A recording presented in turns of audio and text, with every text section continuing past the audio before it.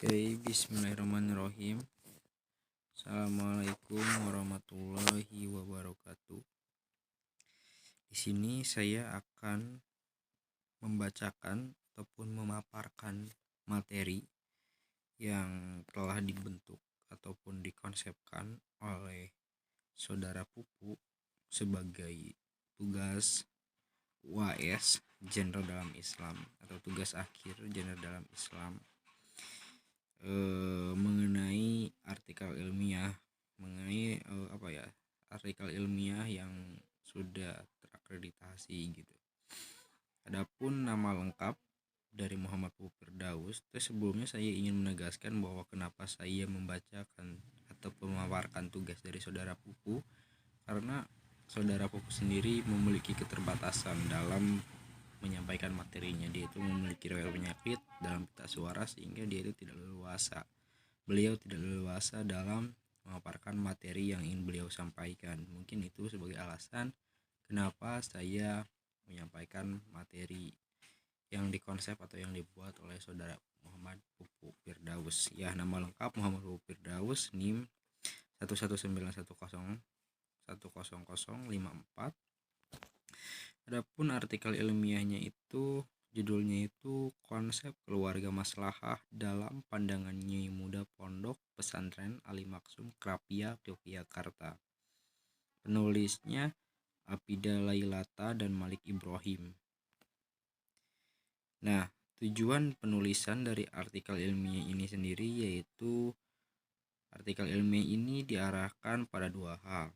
Pertama, tentang pandangan Nyai Muda Pondok Pesantren Krapia Alimaksum tentang konsep keluarga maslahah, dan kedua tentang tinjauan hukum Islam mengenai konsep keluarga masalah menurut pandangan Nyai Muda Pondok Pesantren Krapia Alimaksum Yogyakarta. Lanjut slide berikutnya. Teori yang digunakan di dalam artikel ini ada beberapa ya, karena dari 3 tokoh Nyai Muda Pondok Pesantren Alimaksum Krapia, yaitu pertama dari Hajah Maya Fitria SPSI, yang kedua dari Hajah Diana Jijris ST MSC, yang ketiga dari Nur Hasanah SAG. Nah, pertama dari Hajah Maya Fitria SPSI mengenai suatu teori tentang konsep keluarga maslahah, beliau mengatakan keluarga masalah itu adalah sebagai wadah yang strategis guna membentuk generasi yang berakhlak dan berkualitas. Untuk membentuk seseorang menjadi pribadi yang berkualitas, yakni memiliki pengertian, kesadaran, dan sikap bertanggung jawab terhadap hubungan antar kemaslahatan keluarga dengan aspek kehidupan manusia yang meliputi berbagai bidang seperti bidang agama, bidang sosial, ekonomi, serta pembangunan baik terhadap lingkungan, keluarga, masyarakat, bangsa, dan juga dunia. Itu pandangan dari Hajah Maya Fitria SPSI mengenai konsep keluarga maslahah. Yang kedua dari Hajah Diana Jirjis STMSC. Beliau mengatakan bahwa keluarga maslahah adalah tempat berteduh yang bersih lagi luas, kebutuhan sandang pangan yang cukup, keberadaan istri maupun suami yang ideal, pergaulan yang baik. Hal itu merupakan faktor-faktor yang membahagiakan, menenteramkan, dan menyenangkan dalam kehidupan berumah tangga. Dengan catatan faktor-faktor di atas senantiasa diwarnai dengan nilai-nilai keagamaan. Inilah perpaduan antara dua kebaikan, yakni kebaikan dunia dan kebaikan akhirat, yang menyatu dalam sebuah rumah tangga yang terwujud dalam keluarga maslahah. Jadi dalam hal ini Haji Diana Jirjis itu menekankan bahwa perlu ada suatu kombinasi antara pemenuhan kebutuhan-kebutuhan duniawi dan juga kebutuhan-kebutuhan di akhirat, yaitu dengan pondasi nilai-nilai agama, agar keduanya itu benar-benar seimbang. Karena ketentraman, terus kebahagiaan dan kesenangan dapat diraih ketika kita bisa memaksimalkan kedua potensi itu, yaitu kebahagiaan dunia dan kebahagiaan di akhirat. Dalam artian kita tidak perlu menekankan untuk hidup kita ini untuk bahagia di akhirat doang ataupun di dunia doang. Kita harus memaksimalkan keduanya, mengkomparasikan keduanya. Itu yang dikatakan oleh Hajah Diana Jijris STMSC. Dan yang terakhir dari Haji Nur Hasanah SAG.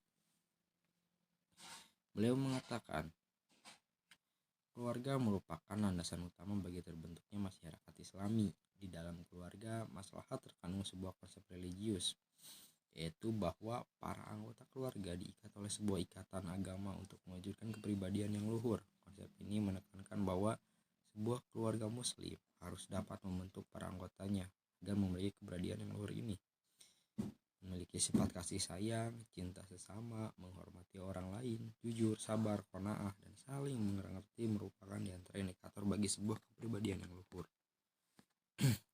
Rumah tangga tidak mungkin bisa dipisahkan dari dakwah Islam. Setiap anggotanya menjadi pilar-pilar dakwah Islam yang senantiasa menciptakan nilai kebenaran, kebaikan, keindahannya baik untuk keluarga sendiri sebagai lingkungan terkecil maupun untuk masyarakatnya. Islam sendiri telah menjadikan tanggung jawab dakwah ini kepada suami dalam membangun keluarga Islami, oleh karena salah satu kewajiban yang harus diembannya adalah membangun basis dakwah dalam keluarga dengan membimbing, mengarahkan, dan mendidik setiap anggota yang ada dalam keluarganya.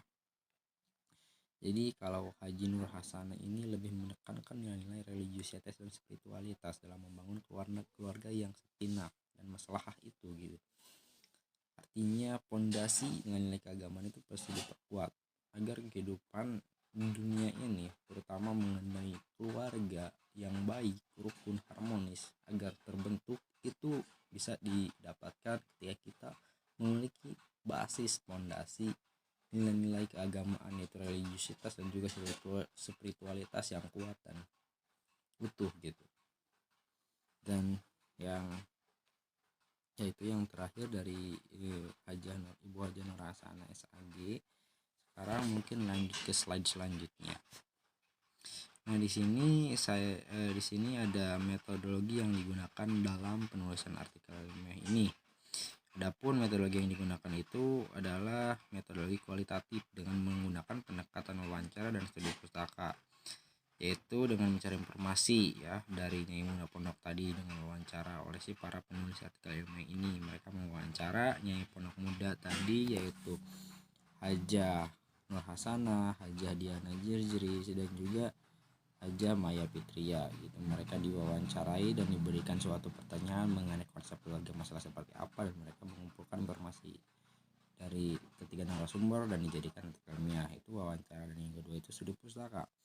Studi pustaka itu adalah suatu mencari informasi mungkin ataupun sumber-sumber dari tulisan seperti buku, artikel ilmiah, penafsiran terhadap ayat Al-Quran, hadis, dan lain-lain. Dan sumber-sumbernya itu bentuknya tertulis. Ketika itu tertulis maka itu dijadikan suatu rujukan yang utuh gitu dari sumber yang terpercaya, seperti misalkan artikel ilmiah, buku, dan lain sebagainya. Itu metode yang digunakan. Jadi pendekatan yang digunakan dalam metodologinya itu adalah wawancara dan juga studi pustaka. Sedangkan metodologinya itu adalah metodologi kualitatif. Mungkin lanjut ke slide selanjutnya, hasil dan pembahasan. Oke, ini yang terakhir, hasil dan pembahasan dalam artikel ilmiah ini adalah keluarga masalah adalah keluarga yang mempunyai fungsi pembentukan kepribadian utama seseorang. Hal itu bisa diwujudkan dengan terciptanya hubungan yang harmonis di antara sesama anggota keluarga. Selain itu, di dalam kondisi keluarga yang sejahtera tersebut, setiap individu bisa mendapat kesempatan untuk berkembang sesuai dengan potensi, bakat, dan kemampuan yang dimiliki. Keluarga tersebut dapat terwujud atas dasar konsep Islam dan bertujuan untuk ibadah kepada Allah Subhanahu wa taala guna mewujudkan pribadi yang berlandaskan nilai-nilai agama Islam. Mungkin itu yang bisa saya sampaikan sebagai teman pupu. Saya ucapkan mohon maaf sebelumnya kepada ibu yang mengemban mata kuliah ini, karena seperti yang kita ketahui saudara pupu tidak memiliki penyakit dalam komunikasi gitu dalam berbicara, sehingga perlu ada orang lain yang menyampaikannya.